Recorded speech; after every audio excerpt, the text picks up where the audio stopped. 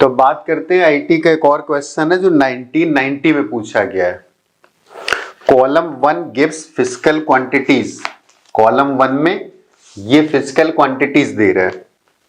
Select appropriate units for the choices given in column 2। Some of physical quantities may have more than one choice correct. तो हमें match कराना है कि column 1 की जो quantity है उसकी कौन सी यूनिट कॉलम 2 में एग्जिस्ट करेगी। तो अच्छा क्वेश्चन है, एक डिफरेंट अप्रोच होनी चाहिए। तो अगर हम लोग नॉर्मल फॉर्मूला की बात करें तो जैसे कैपेसिटेंस का अगर फॉर्मूला याद करते हैं तो Q इक्वल टू CV, तो C equal to Q upon V। तो अगर वैसे यूनिट लिखना चाहें तो कूलाम पर वोल्ट। तो चेक करते हैं कि यहां पर कूलाम पर वोल्ट कहीं लिखा है। अब जो चीज जैसे सॉल्व हो पाए वैसे स्टार्ट करनी, डिपेंड करते हैं कि हमारा दिमाग कैसे प्रोसेस कर रहा है और कौन सा तरीका होगा जो बेस्ट होगा। तो सबसे पहले तो फॉर्मूला ही चेक कर लेते हैं। तो हो सकता है कुछ यूनिट्स हमें वैसे ही पता चल जाए। तो हम लोग बात करते हैं Q इक्वल टू CV फॉर्मूले की। Q is equal to CV। तो यहां से कैपेसिटेंस को हम लोग लिख सकते हैं Q अपॉन V। तो जो कैपेसिटेंस के लिए यूनिट आ जाएगी वो कूलाम पर वोल्ट।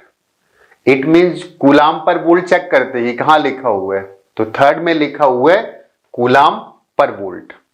इसका मतलब ये जो यूनिट एग्जिस्ट कर रही है ये कैपेसिटेंस की एग्जिस्ट कर रही है।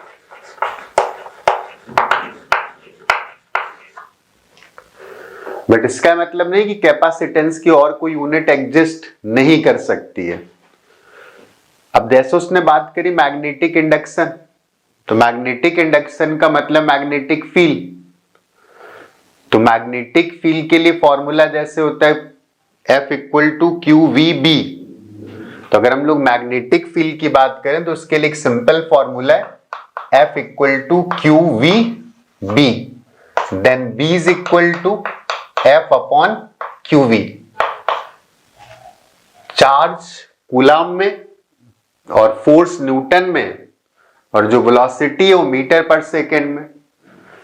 तो F अपॉन Q, और Q को हम लोग लिख देते हैं IT, और वेलोसिटी LT माइनस 1। तो ये T और T माइनस 1 कैंसिल हुआ and this is F upon IL। I का मतलब एम्पियर और L का मतलब मीटर। तो इसकी यूनिट आ जाएगी न्यूटन पर एम्पियर पर मीटर। तो यहां पर एक क्वांटिटी लिखी है न्यूटन पर एम्पियर पर मीटर। तो ये जो क्वांटिटी आ जाएगी ये मैग्नेटिक इंडक्शन आ गया।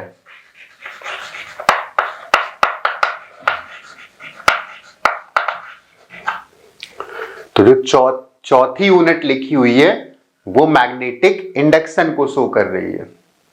अब जैसे बात करते हैं इंडक्टेंस, तो इंडक्टेंस के लिए हम लोगों के पास एक फॉर्मूला होता है कि induced EMF equal to L di upon dt। तो सिंपली हम लोग इसको लिख देते हैं Li अपॉन T। तो L को लिख सकते हैं E into T upon I। E potential है, T टाइम और I करंट। तो चेक करते हैं कि कहीं वोल्ट लिखा हुआ है, तो वोल्ट इंटू सेकेंड और पर एम्पियर। तो जो ये वाली क्वांटिटी लिखी है वो इंडक्टेंस की वैल्यू को शो कर रही है। तो दिस इज इंडक्टेंस। लेकिन उसने क्वेश्चन में एक बात और भी बोल दी है कि कॉलम 1 की एक क्वांटिटी की यूनिट इनमें से मल्टीपल हो सकती है। एक भी सही हो सकता है, दो भी सही हो सकता है, तीन भी सही हो सकता है। तो अब ये चेक करते हैं कि जो बाकी दो क्वांटिटीज बची हैं, ये क्वांटिटीज इसमें से ये जो यूनिट्स लिखी हुई है ये कौन सी क्वांटिटी को रिप्रेजेंट करती है। तो इनको हम एडजस्ट करने की कोशिश करते हैं। एक तरीका तो ये हो सकता है कि हम लोग सबके लिए सबको बेस क्वांटिटीज में कन्वर्ट कर दें, या पहले कोशिश करते हैं कि डायरेक्टली अगर कुछ हो सकता है तो अच्छी बात है। तो देखते हैं कि जो ओम इंटू सेकेंड लिखा हुआ है ये किस क्वांटिटी को रिप्रेजेंट करता है?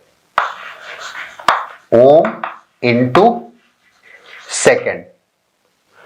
तो ओम रेजिस्टेंस को शो कर रहा है और सेकेंड टाइम को शो कर रहा है। तो चेक करते हैं कि इनमें से कौन सी क्वांटिटीज के साथ और मैच कर सकती है। तो हम लोग रेजिस्टेंस को अगर लिखना चाहें ओम्स लॉ से, V equal to I R से, तो R को लिख सकते हैं V अपॉन आई। तो this will be V upon I into T, और ये शायद लिखा हुआ ET upon I, potential into time upon current. तो जो potential into time upon current है वो किसको शो कर रहा था? इंडक्टेंस को शो कर रहा था। तो जो ये वाली क्वांटिटी एग्जिस्ट कर रही, ये भी किसको शो कर रही? ये इंडक्टेंस को शो कर रही। अब एक अगली क्वांटिटी देखते हैं कि वो इसमें से किसको शो कर रही? Coulomb square upon joule. तो इससे स्टार्ट करते हैं कि कूलाम्ब स्क्वायर अपॉन जूल क्या है? Coulomb square upon joule. अब इंडक्टेंस को शो करता है, कैपेसिटेंस को शो करता है, या मैग्नेटिक फील्ड को शो करता है, मैग्नेटिक इंडक्शन को शो करता है। तो हम लोग अगर एक फॉर्मूला और रिकॉल करते हैं, एनर्जी ऑफ कैपेसिटर, क्योंकि यहां पर क्यू स्क्वायर दिख रहा है और एनर्जी भी दिख रही है। तो कैपेसिटर में एनर्जी का और चार्ज का एक रिलेशन होता है, और वो रिलेशन होता है U equal to half C V square. ये लेकिन चार्ज का स्क्वायर लिखा हुआ है, तो इसको लिख सकते हो Q square upon 2C equal to energy. तो यहां से लिख सकते हैं C equal to Q square upon 2 into energy. तो Q स्क्वायर का मतलब कूलम्ब स्क्वायर और U का मतलब एनर्जी। तो ये जो क्वांटिटी लिखी हुई है वो कैपेसिटेंस को शो कर रही है। तो हमें थोड़ा सा दिमाग लगाना पड़ता है। जेई का क्वेश्चन है तो कोई ना कोई एक अच्छा सा शॉर्टकट होता भी है, लेकिन वहां तक पहुंचना जरूरी है कि हम किस क्वेश्चन को कैसे अप्रोच करें। तो कैपेसिटेंस जो मैच कर रहा है वो एक सेकेंड क्वांटिटी के साथ मैच कर रहा है और थर्ड के साथ मैच कर रहा है। तो जो ए पार्ट था वो सेकेंड और थर्ड के साथ मैच कर रहा है।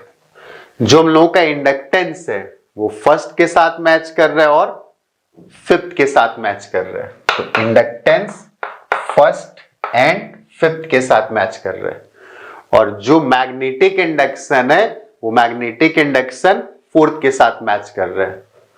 तो सी जो मैच कर रहा है वो फोर्थ के साथ मैच कर रहा है। तो ये क्वेश्चन पूछा गया 1990 में आईटी के एग्जाम में। 83 में क्वेश्चन पूछा गया, मैट्रिक्स मैच टाइप का क्वेश्चन है। Match the physical quantities given in column 1 with dimension expressed in terms of mass, length, time and charge q in column 2 and write the correct answer against the matched quantity in a tabular form in your answer book। तो column 1 में जो वो quantities लिख रहा है, पहली quantity angular momentum,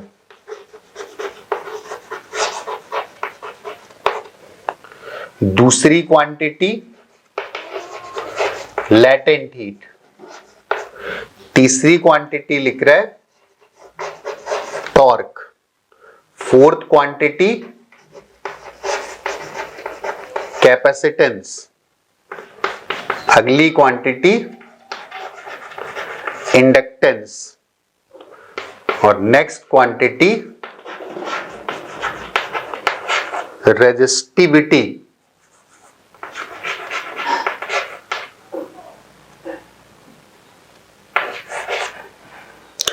और इनके सामने जो डायमेंशंस लिख रहा है उन डायमेंशंस को इन क्वांटिटीज से मैच कराना है। तो पहली डायमेंशन लिख रहा है ml2t माइनस 2, दूसरी ml2q माइनस 2, तीसरी ml2t minus 1, next ml3t minus 1 and q minus 2। Next लिख रहा है m-1 L-2 T2 Q2 और लास्ट लिख रहा है L2 T-2। तो हमें जो क्वांटिटीज दे रहा है उनकी करस्पॉन्डिंग डायमेंशंस मैच करानी। तो सबसे पहले कुछ सिंपल क्वांटिटीज की मैच करा लेते हैं। जो लैटेंट हीट है, तो लैटेंट हीट को हम लोगों ने डिफाइन कौन से फॉर्मूले से किया था? Q is equal to ml, जहां पर Q हीट और L लैटेंट हीट है। तो लैटेंट हीट इसका मतलब एनर्जी अपॉन मास। तो इसके लिए जो डायमेंशनल फॉर्मूला आएगा वो L2T-2।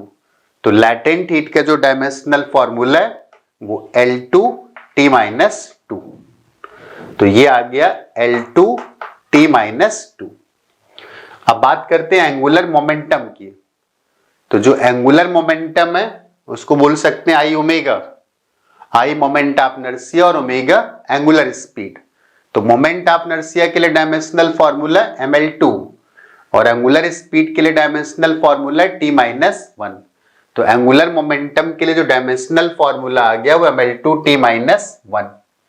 तो ये डायमेंशनल फॉर्मूला आ गया ml2T-1। टॉर्क होता है फोर्स इनटू लेंथ डिस्टेंस। तो फोर्स के लिए डायमेंशनल फॉर्मूला ml-2, लेंथ के लिए L, तो टॉर्क के लिए आ जाएगा ml2T-2। मतलब जो डायमेंशनल फॉर्मूला एनर्जी का वही डायमेंशनल फॉर्मूला टॉर्क का भी आएगा। तो टॉर्क का डायमेंशनल फॉर्मूला ml2T-2। तो ये डायमेंशनल फॉर्मूला ml2T-2। अब जो अगली क्वांटिटी दे रहे हैं वो कैपेसिटेंस दे रहा है। तो कैपेसिटेंस से रिलेटेड अगर हम लोग एक फॉर्मूला लिखें तो Q is equal to CV। C जहां पर कैपेसिटेंस है तो that is Q upon V। Q क्या था? चार्ज, और V क्या था? पोटेंशियल। तो क्योंकि चार्ज के फॉर्म में लिखना है तो चार्ज ऐसे लिखा रहने देते, और इलेक्ट्रिक पोटेंशियल को डिफाइन करते वर्क पर यूनिट चार्ज। तो जो यहां पर पोटेंशियल लिखा हुआ है इसको हम लोग लिख देते हैं वर्क पर यूनिट चार्ज। तो चार्ज ऊपर जाएगा तो Q²। और वर्क के लिए जो डायमेंशनल फॉर्मूला था वो डायमेंशनल फॉर्मूला था ml2T-2 Q²। तो ये जो डायमेंशनल फॉर्मूला आ गया m-1 L-2 T+2 and Q2। तो जो कैपेसिटेंस का डायमेंशनल फॉर्मूला आएगा वो m-1 L-2 T2 Q2। It means ये जो फॉर्मूला लिखा हुआ है ये इसके साथ मैच करेगा, m-1 L-2 T2 and Q2। अब उसने बोला इंडक्टेंस, सेल्फ इंडक्टेंस या म्यूचुअल इंडक्टेंस। तो उसके लिए हमें एक फॉर्मूला पता होना चाहिए। तो इंडक्टेंस के लिए फॉर्मूला लिख सकते हैं कि जो पोटेंशियल डिफरेंस आता है EMF जिसको बोलते हैं that is LdI/dt। Exact discussion पर तब बात करेंगे जब हम लोग वो चैप्टर्स पढ़ रहे होंगे। V EMF मतलब potential difference, L self inductance, I current और T टाइम। तो यहां से अगर हम लोग पोटेंशियल की बात करें तो पोटेंशियल को लिख सकते हैं वर्क पर यूनिट चार्ज, और इसको नीचे लाते हैं तो ये करंट हो गया, T को ऊपर ले जाते हैं ये टाइम हो गया। तो पहले तो एक T से नीचे और ऊपर मल्टीप्लाई कर देते हैं ताकि जो IT लिखा हुआ है वो क्या बन जाए? चार्ज। तो नीचे जो क्वांटिटी आ गई वो चार्ज का स्क्वायर आ गई। और वर्क के लिए डायमेंशनल फॉर्मूला था ml2T-2, और एक T2 और लिखा हुआ है तो ये भी कैंसिल हो गया। तो कुल मिलाकर के जो L के लिए डायमेंशनल फॉर्मूला आ गया वो डायमेंशनल फॉर्मूला आ गया ml2Q-2 चार्ज के टर्म्स में, ml2Q-2। तो इंडक्टेंस का जो डायमेंशनल फॉर्मूला आ गया वो ये वाला हो गया ml2 and Q-2। अब बचा रेजिस्टिविटी। तो रेजिस्टिविटी से रिलेटेड हमें एक डेफिनेशन पता होनी चाहिए। तो जो स्पेसिफिक रेजिस्टेंस है उसी को हम लोग बोलते हैं रेजिस्टिविटी। जैसे एक फॉर्मूला पढ़ेंगे बाद में, R is equal to rho L upon A। तो जो ये रो लिखा हुआ है इसको हम लोग बोलते हैं स्पेसिफिक रेजिस्टेंस।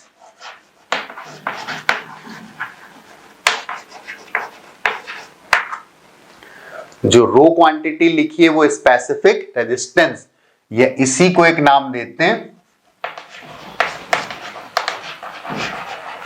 रेजिस्टिविटी। तो हमें इस रेजिस्टिविटी के लिए डायमेंशनल फॉर्मूला निकालना है। तो रेजिस्टेंस को हम लोग लिख देते हैं आई ओम्स लॉ से, V upon I. V equal to I R, then R equal to V upon I is equal to rho length L है और एरिया भी, एरिया क्या था L स्क्वायर। तो यहां से एक L कैंसिल हो गया, इस L को इधर लेके आते हैं। तो रेजिस्टिविटी लिख सकते हैं L इंटू V अपॉन आई। और V अगर पोटेंशियल डिफरेंस था तो इसको हम लोग लिख सकते हैं वर्क अपॉन चार्ज।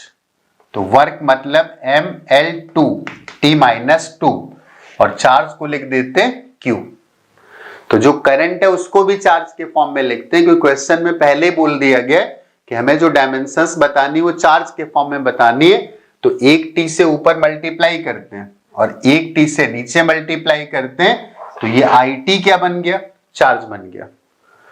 तो नीचे हो गया चार्ज स्क्वायर, तो ये डायमेंशनल फॉर्मूला आ गया M L स्क्वायर और L मतलब L3, और ये T माइनस 2 और T मतलब T माइनस 1, और नीचे दो चार्जेस थे तो Q माइनस 2। तो जो रेजिस्टिविटी के लिए डायमेंशनल फॉर्मूला आ गया वो M L3 T minus 1 Q minus 2। Resistivity के लिए डायमेंशनल फॉर्मूला ये आ गया M L3 T minus 1 and Q minus 2। उसे पूछना वही सब होता है, लेकिन थोड़ा सा ट्विस्ट करके पूछता है तो लगता है कि पेपर स्लाइटली डिफिकल्ट है, मतलब बहुत कन्वेंशनल वे में नहीं पूछता है। और ये क्वेश्चन कोई अभी नहीं पूछा गया है, ये जो क्वेश्चन पूछने का स्टैंडर्ड था आईटी का 83 का स्टैंडर्ड है। तो फिलहाल जो आजकल पेपर आ रहा है बहुत डीप कॉन्सेप्ट पे आ रहा है, वो इस बात पर डिपेंड नहीं करता है कि हमने कितने टफ क्वेश्चंस लगाए। आईटी एडवांस का जो पेपर है वो सिर्फ ये चेक करता है कि हमने जो भी कॉन्सेप्ट पढ़े हैं उनको कितना डीप में पढ़ा है। हमने अगर कोई क्वेश्चन कंसेप्चुअल सॉल्व करें तो क्या उसके इर्द गिर्द की सारी बातें करी कि वो उस क्वेश्चन से कौन कौन सी चीजें फ्रेम कर सकता है, कितना डेप्थ में जा सकता है। तो जेई एडवांस को क्लियर करने का मेन तरीका ये कि हम जो पढ़ रहे हैं उसकी बहुत गहराई तक नॉलेज होनी चाहिए। जो क्वेश्चन फ्रेम होते हैं वो नॉर्मल क्वेश्चन से ही फ्रेम होते हैं। तो फिलहाल अभी कोई ज्यादा कंसेप्चुअल पार्ट तो है नहीं, क्योंकि चैप्टर डायमेंशनल एनालिसिस का है, राइट। तो ये क्वेश्चन हो गया 83 का क्वेश्चन। अब नेक्स्ट जो क्वेश्चन है वो यूनिट बेस्ड है, यूनिट्स की बात बाद में कर लेते हैं। चलो पहले हम लोग एक क्वेश्चन उसने पूछा है और मैट्रिक्स मैच टाइप का क्वेश्चन है जो 2007 में पूछा था, तो पहले हम लोग इसकी बात कर लेते हैं। जेईई एडवांस का 2007 का question.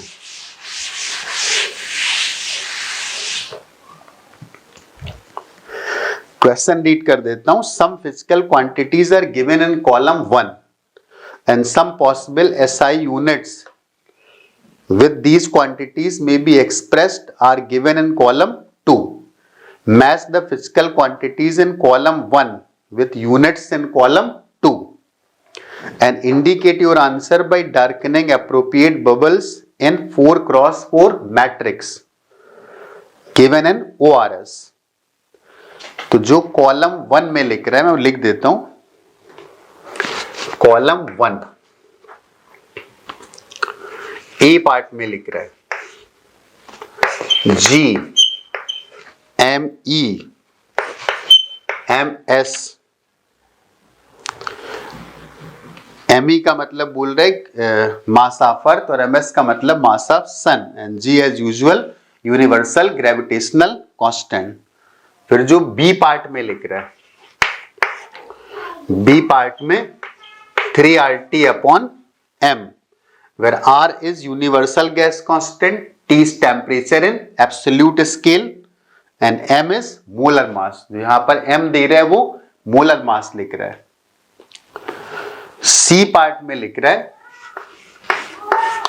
F square upon Q square into B square. As usual F force है, क्यू चार्ज और बी मैग्नेटिक फील्ड दे रहा है, राइट.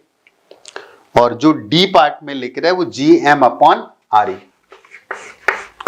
जी M E upon R E. As usual G universal gravitational constant है, M E mass of earth and R E radius of अर्थ.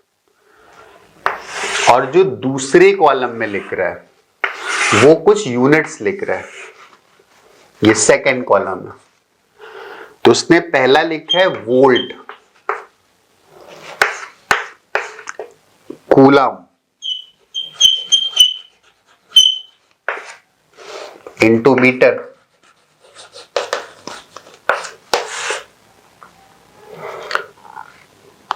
अगले में लिख रहा है kilogram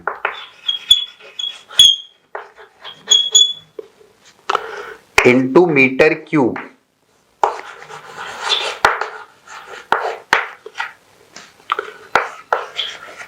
into second to the power -2. फिर थर्ड में लिख रहा है metre square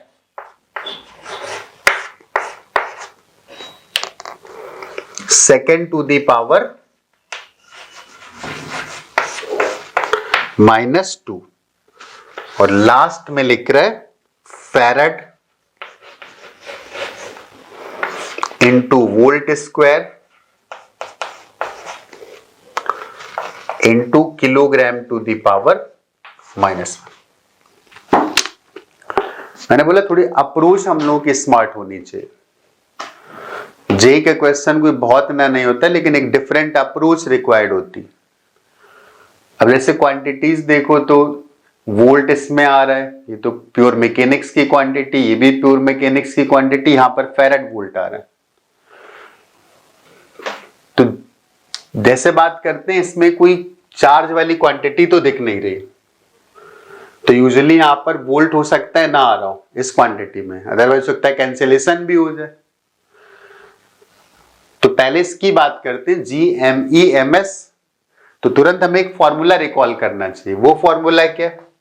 force equal to G m1 m2 upon R square. तो इस आर स्क्वायर को लेफ्ट साइड पर मल्टीप्लाई कर देते हैं. तो जो डायमेंशनल फॉर्मूला इस क्वांटिटी का होगा वही G M E M S इसका आ रहा होगा. और ये लिखा हुआ है फोर्स, मतलब एम एल टी -2 और इंटू आर स्क्वायर मतलब एल क्यू. लेकिन ये सारी बातें बेस क्वांटिटीज के फॉर्म में आ गई, फंडामेंटल क्वांटिटीज के फॉर्म में. तो पहले हम लोग चेक करते, इस क्वांटिटी को चेक कर लेते हैं. अब यहां पर मास तो जरूर आ रहा है लेकिन इसमें कहीं मास नहीं आ रहा है, लेंथ आ रही और टाइम. तो इस क्वांटिटी के लिए ये यूनिट तो नहीं हो सकती क्योंकि यहां पर मास एग्जिस्ट नहीं करता और इसमें एक मास एग्जिस्ट करता है, लेकिन यहां पर एक मास एग्जिस्ट करता है. तो एक मास है 3 लेंथ और -2 टाइम है. एक मास 3 लेंथ और -2 टाइम. इसका मतलब ए का जो मैच आ रहा होगा वो ए इसके साथ मैच करेगा, इसके साथ. अगर बोल देता है यहां पर ये P है, ये Q, ये R और ये S, तो जो ए की मैचिंग हो रही है वो किसके साथ हो रही है? ए की जो मैचिंग हो रही है वो क्यू के साथ हो रही है. तो ये तो पहली क्वांटिटी का हो गया. अब दूसरी क्वांटिटी की बात करते हैं, 3RT अपॉन m. तो अगर हम लोग याद करें तो ये हम लोगों की VRMS स्पीड लिखी हुई है. थर्मोडायनेमिक्स में जो VRMS स्पीड है वो √3RT अपॉन m. तो इसका स्क्वायर कर दिया गया तो ये रूट खत्म हो गया. तो ये स्पीड का स्क्वायर लिखा, और स्पीड का स्क्वायर है तो डायमेंशनल फॉर्मूला L2T -2. क्योंकि स्पीड के लिए क्या डायमेंशनल फॉर्मूला है? स्पीड के लिए डायमेंशनल फॉर्मूला है LT -1. तो इसमें एक लेंथ है, 2 लेंथ है और -2 टाइम. तो इसमें 2 लेंथ है और -2 टाइम, इट मीन जो दूसरी क्वांटिटी है वो इस R के साथ मैच करेगी। तो जो B था वो किसके साथ मैच कर रहे हैं? R के साथ। अब इसकी बात कर लेते हैं, जो थर्ड क्वांटिटी है, तो third quantity F upon QB, इसका स्क्वायर मान लेते हैं ऐसे। इसको देख के लगना चाहिए कि यहां पर अगर V से मल्टीप्लाई कर दिया जाए तो ये फोर्स बन जाएगा। तो हम लोग क्या करते हैं, एक ऊपर भी लिख देते हैं और एक नीचे भी लिख देते हैं। तो QVB भी फोर्स लिखा हुआ है और ये भी फोर्स लिखा हुआ है, तो कुल मिलाकर के ये भी क्या बन गया? Speed square. और स्पीड स्क्वायर अगर बन गया तो फिर वो तो सेम क्वांटिटी आ गई। इसका मतलब जो ये वाली मैचिंग ये भी इसके साथ हो रही है। तो यहां पर मल्टीपल ऑप्शंस हैं, इसका मतलब कॉलम 1 की एक क्वांटिटी या कॉलम 1 की एक से ज्यादा क्वांटिटी कॉलम 2 की एक क्वांटिटी के साथ मैच कर सकते हैं। तो फिर हमें सारे चेक करने पड़ेंगे। तो इसके लिए डायमेंशनल फॉर्मूला भी यही आ गया, मतलब यूनिट्स आ गए metre square second to the power -2। अब फिलहाल अभी पहले इसकी बात कर लेते हैं। जो एक मैचिंग और आ गई, वो मैचिंग आ गई कि जो बी पार्ट है वो भी किसके साथ मैच कर सकता है? वो भी आर के साथ मैच कर सकता है। तो बी पार्ट भी आर के साथ मैच कर सकता है। अब जब हम लोग इस फॉर्मूले की बात करते हैं GME अपॉन आर, तो ये फॉर्मूला है GME अपॉन आर। तो हमें तुरंत रिकॉल करना चाहिए कि पॉइंट मास का जो पोटेंशियल है, ग्रेविटेशनल पोटेंशियल, उसके लिए फॉर्मूला आता है -GM अपॉन आर। और ग्रेविटेशनल पोटेंशियल हमें पता है कि वो पोटेंशियल, या पोटेंशियल से ना लिखना चाहे तो ऐसे भी कर सकते हैं कि इसको एक आर से मल्टीप्लाई किया और एक आर से डिवाइड कर दिया। और जो GM अपॉन आर लिखा हुआ है वो क्या है? ग्रेविटेशनल फील्ड लिखी है। तो ग्रेविटेशनल फील्ड इनटू डिस्टेंस, या और भी बहुत सारे तरीके हो सकते हैं। ये ग्रेविटेशनल पोटेंशियल लिखा हो और ग्रेविटेशनल पोटेंशियल का मतलब है वर्क अपॉन मास। तो वर्क के लिए डायमेंशनल फॉर्मूला था mL² T-2, मास से डिवाइड कर देंगे तो ये आएगा L² T-2। तो ये भी वेलोसिटी लिखा है। एक तरीके से हम लोग और सोच सकते थे कि जो एस्केप वेलोसिटी होती, वो एस्केप वेलोसिटी का फॉर्मूला भी यही आता है, orbital velocity, escape velocity, √GM upon R, √2GM upon R. तो ये कुल मिलाकर के ये भी वेलोसिटी का स्क्वायर लिखा हुआ है। तो वेलोसिटी का स्क्वायर लिखा हुआ मतलब ये भी इसके साथ मैच करेगा। तो जो डी पार्ट था वो डी पार्ट भी किसके साथ मैच कर रहा है? आर के साथ मैच कर रहा है। तो अब ये भी चेक करने की जरूरत है कि कहीं इनके साथ कोई मैचिंग तो नहीं आ रही किसी की, क्योंकि इन यूनिट्स को भी कन्वर्ट करके देखने की जरूरत है, क्योंकि मल्टीपल मैचिंग यहां पर आ रही है। तो ये बात चेक करने की जरूरत है कि जो बाकी दो क्वांटिटीज लिखी कहीं वो स्पीड के स्क्वायर को ही तो नहीं रिप्रेजेंट कर रही, या इस क्वांटिटी को तो रिप्रेजेंट नहीं कर रही। तो पहले हम लोग ये चेक करते हैं कि ये जो क्वांटिटी लिखी हुई है वो कहीं इन दो को रिप्रेजेंट तो नहीं कर रही।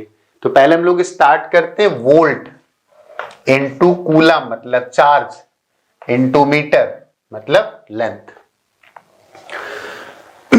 तो जो पोटेंशियल हम लोगों ने डिफाइन किया था वो पोटेंशियल था वर्क अपॉन चार्ज। तो इसको लिख देते हैं work upon charge into charge into length. तो ये तो कैंसिल हो गया।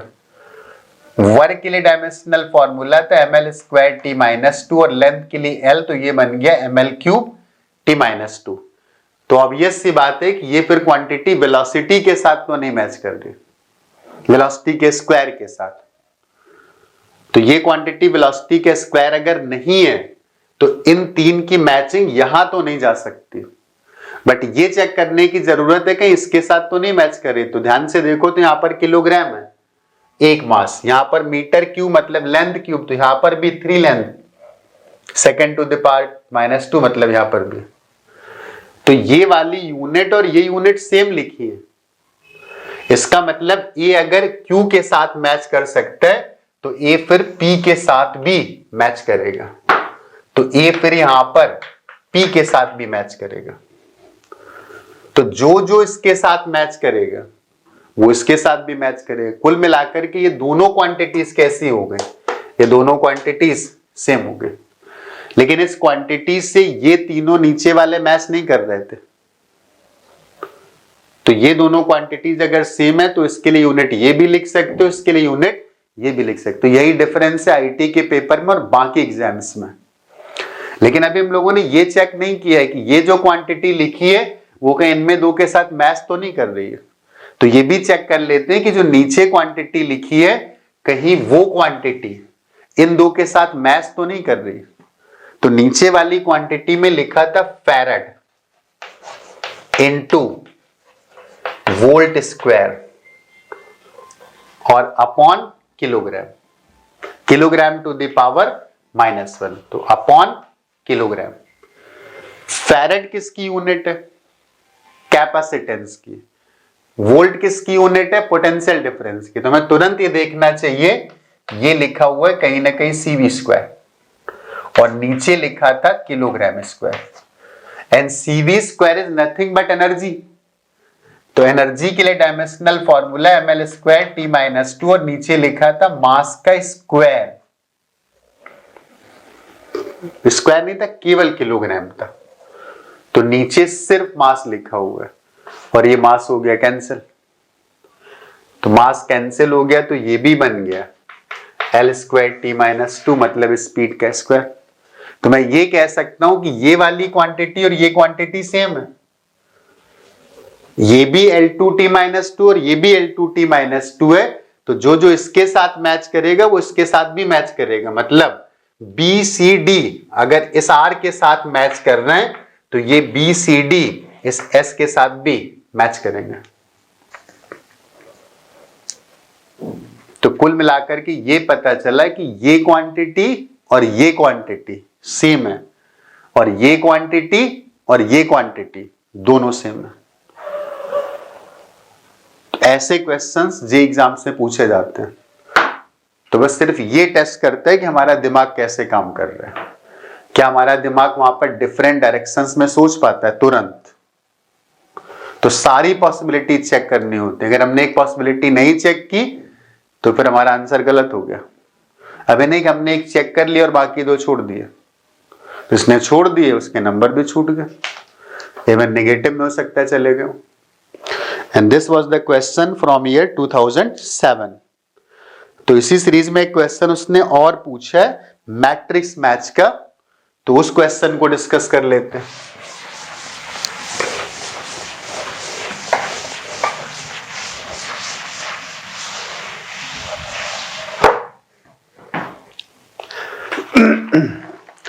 जो अगला क्वेश्चन है match list 1 with list 2 and select correct answers using the codes given below. तो यूनिट्स मैच करा रहा है। तो जो पहले कॉलम में 4 क्वांटिटीज दे रहे हैं।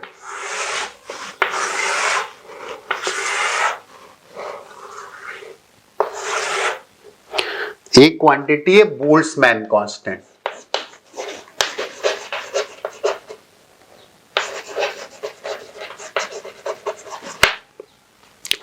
दूसरी क्वांटिटी दे रहा है coefficient of viscosity,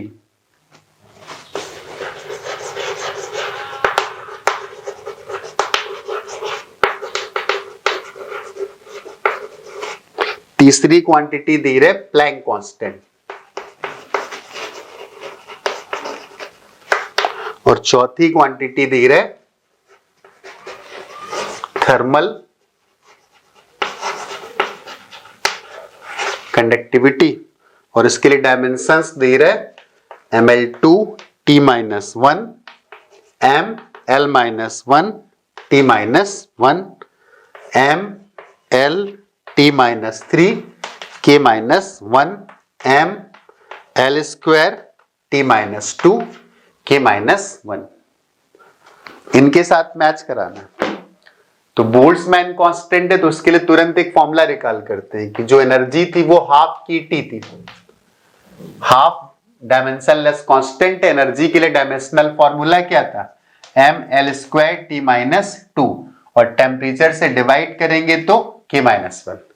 it mean जो बोल्ट्जमैन कांस्टेंट के लिए डायमेंशनल फॉर्मूला आ गया वो ml2t-2k-1। तो ये वाली क्वांटिटी तो इसके साथ मैच कर जाएगी। अब बात करते हैं कोएफिशिएंट ऑफ विस्कोसिटी। तो कोएफिशिएंट ऑफ विस्कोसिटी के लिए फॉर्मूला था 6 पाई ईटा r इंटू वी, जहां पर 6 पाई तो डायमेंशनलेस कांस्टेंट है। फोर्स के लिए डायमेंशनल फॉर्मूला था mlt-2। ईटा का डायमेंशनल फॉर्मूला हमें लिखना है। r का मतलब था रेडियस, रेडियस क्या है लेंथ, और v था वेलोसिटी, तो वेलोसिटी को लिख सकते हैं lt-1। तो एक यहां से l कैंसिल हुआ और एक t-1 कैंसिल हुआ, तो ईटा के लिए जो डायमेंशनल फॉर्मूला आ गया वो ml-1 t-1। तो ईटा का जो डायमेंशनल फॉर्मूला मतलब कोएफिशिएंट ऑफ विस्कोसिटी, तो ml-1 t-1, तो वो इसी के साथ मैच कर गया। प्लैंक कांस्टेंट के बारे में पढ़ चुके हैं कि जो एंगुलर मोमेंटम की डायमेंशन है वही प्लैंक कांस्टेंट की डायमेंशन, और प्लैंक कांस्टेंट की जो डायमेंशन है वो ml² t-1। तो प्लैंक कांस्टेंट मैच करेगा ml² t-1 के साथ। अब बात आती है थर्मल कंडक्टिविटी। तो थर्मल कंडक्टिविटी के लिए डिस्कस कर चुके हैं। तो इस थर्मल कंडक्टिविटी के लिए जो फॉर्मूला था वो फॉर्मूला था delta Q upon delta T is equal to KA delta theta upon delta X, जहां पर डेल्टा Q क्या था हीट, डेल्टा T क्या था time, K thermal conductivity, A area, delta theta temperature और डेल्टा X लेंथ।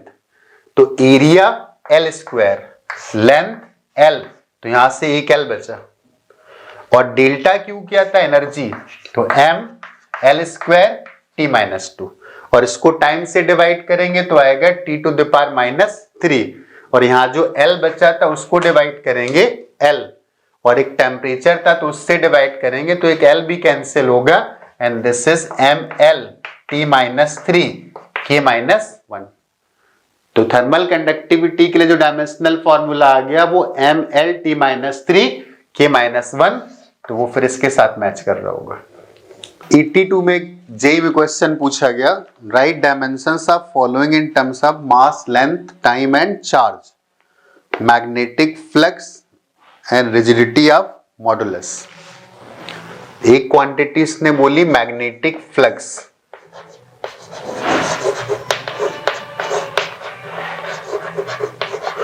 और दूसरी quantity है rigidity of modulus, modulus of rigidity, rigidity modulus.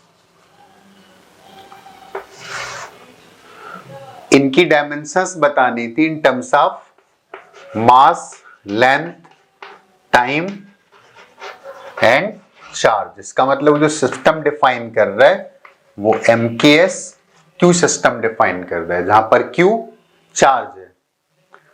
तो पहले बात करते हैं मैग्नेटिक फ्लक्स की। तो मैग्नेटिक फ्लक्स की जो डेफिनेशन है, magnetic flux is equal to magnetic field into area.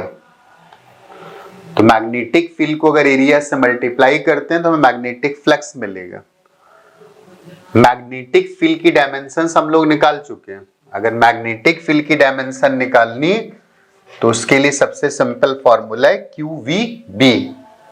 Force के लिए डायमेंशनल फॉर्मूला mlt-2, और जब 4 से डिवाइड करेंगे 80 से तो ml-t-3 a-1, और जब वेलोसिटी से डिवाइड करेंगे तो वेलोसिटी का डायमेंशनल फॉर्मूला lt-1, तो L कैंसिल होगा और बचेगा t-2। तो मैग्नेटिक फील्ड के लिए जो डायमेंशनल फॉर्मूला आ गया वो mt-2 a-1, और जो एरिया था वो लेंथ इनटू लेंथ, तो उसके लिए डायमेंशनल फॉर्मूला L2। तो फ्लक्स के लिए जो डायमेंशनल फॉर्मूला आ गया वो ml² t-2 a-1। तो ये तो मैग्नेटिक फ्लक्स के लिए डायमेंशनल फॉर्मूला आ गया। अब बात आती है मॉडुलस ऑफ रिजिडिटी। तो मॉडुलस ऑफ रिजिडिटी के डिफाइन करेंगे ईटा, तो वो आता है shearing stress upon shearing strain. Stress का मतलब प्रेशर, फोर्स अपॉन एरिया, और स्ट्रेन का मतलब एक डायमेंशनलेस क्वांटिटी है। तो जो डायमेंशन शियरिंग स्ट्रेस की आएगी वही डायमेंशन प्रेशर की और वही डायमेंशन मॉडुलस ऑफ इलास्टिसिटी की भी है। तो इसके लिए डायमेंशनल फॉर्मूला ml-1 t-2। तो जो प्रेशर का डायमेंशनल फॉर्मूला है वही रिजिडिटी मॉडुलस का डायमेंशनल फॉर्मूला, जितने भी मॉडुलस हैं, young modulus, bulk modulus, modulus of rigidity, उन सब के डायमेंशनल फॉर्मूला और प्रेशर का डायमेंशनल फॉर्मूला सेम है। तो ये जो क्वेश्चन पूछा गया था, क्वेश्चन पूछा गया था 1980